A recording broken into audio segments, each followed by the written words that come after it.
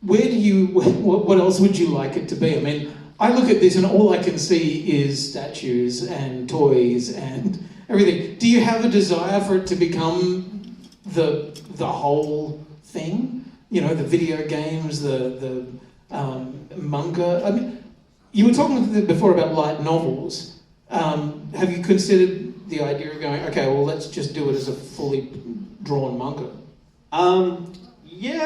The fully drawn manga, there's some logistics of that with working with an artist full time that's very, very challenging in doing a production like Millennium Exile, because it would be a longer running show. It's certainly not going to be like a one piece. I like One Piece. No, it's not going to be like a one piece production where it's just going to go on and on. I think you don't have over 1,000 episodes. No. I think so. Like I'm sort of planned for around 72. 72, and I think you're pretty much calling it done. Now, if a production company wanted to shorten or lengthen that, you absolutely could without affecting the story too much. It's very, very, it's very, very malleable like that with the parameters that I've set within Millennium Exile. But from my perspective, 72 episodes is kind of that sweet spot for where that story is. You know, you're not getting into filler content. It's something that's always relevant, is happening throughout the story, and it's always moving forward. Your characters are always developing.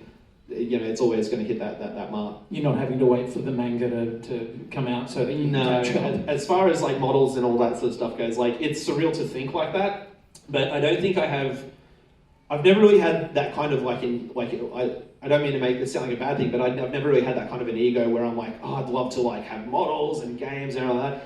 I've just been so touched by anime and the way that those stories were told, and they've made such a difference in my life that I've always, if I could move an audience through just one medium, be it a light novel or a manga or an anime, whatever it is, if I could move an audience in the way that other creators have moved me, then I think that's me calling it done. I'm happy.